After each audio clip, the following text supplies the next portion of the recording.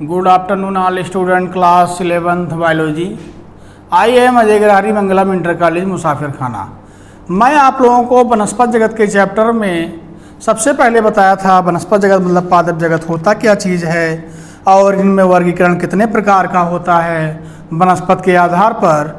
उसके बाद मैंने पिछले वाले वीडियो में ये भी बताया था ओसवाल्ड टिप्पो ने किस सन में अपना आधुनिक वर्गीकरण प्रस्तावित किया था।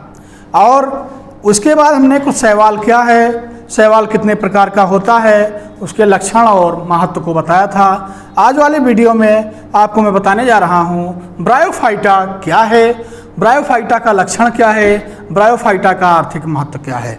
सबसे पहले हम बात करते हैं ब्रायोफाइटा की। ये निम्न वर्ग के पादप होते हैं, मतलब सबसे निम्न वर्ग के पादप होते हैं। इनमें मूलाभास जड़ों के समान निकली संरचनाएं होती हैं, मूलाभास के समान निकली संरचनाएं होती हैं जिससे पादप भूमि में स्थिर रहता है। जिससे पादप जो होता है, पौधा जो होता है वो भूमि में स्थिर रहता है और ये प्रथम स्थलीय पादप होता है। प्रथम स्थलीय पादप होता है जिन्हें थाइलोफाइटा तथा टेरिडोफाइटा के मध्य की कड़ी कही जाती है या मानी जाती है। इनकी शारीरिक संरचना साधारण होती है। किसकी शारीरिक संरचना साधारण होती है? ब्रायोफाइटा की। ये संवहन ऊतक मतलब ब्रायोफाइटा जो होते हैं ये संवहन ऊतक रहित स्वयंपोषी अपुष्पी तथा बीज रहित पादप होते हैं। इन्हें निम्नलिखित 3 समूह में बांटा गया है।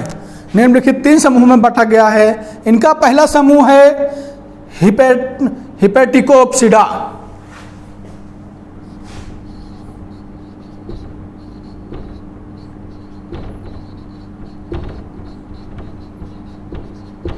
हिपेटिकोप्सिडा। दूसरा समूह है इनका एंथोसिरोप्सिडा।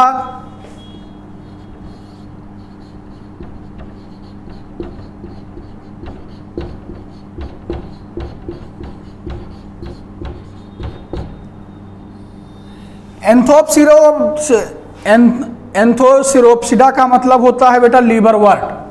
लीवरवर्ट।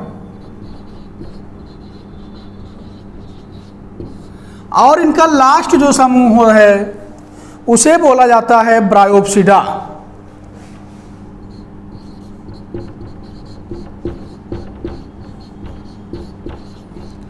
जिसको बोलते हैं मांस।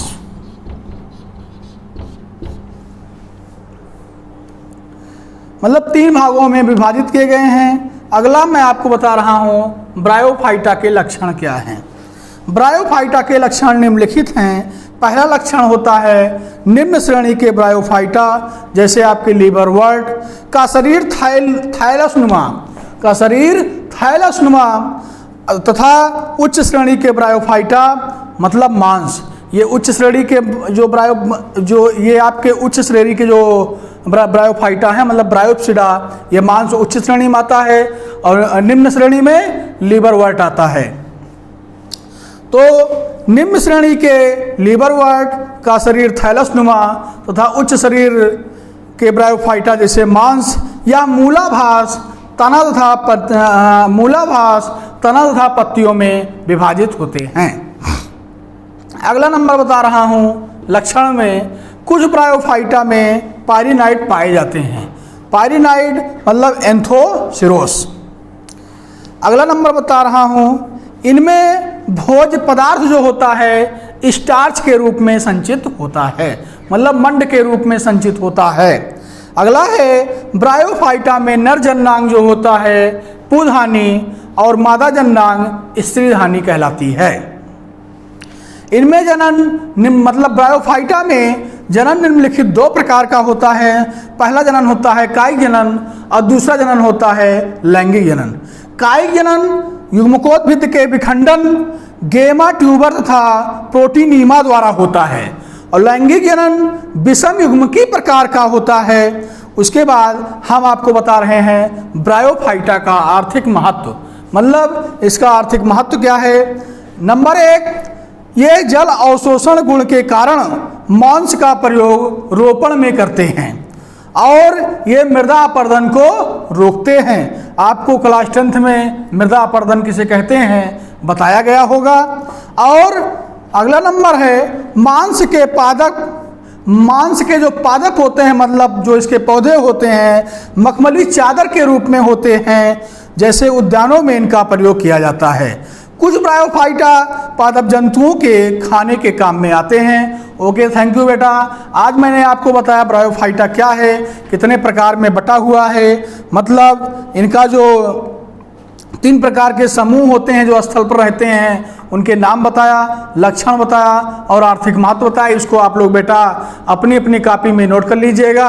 Okay, thank you.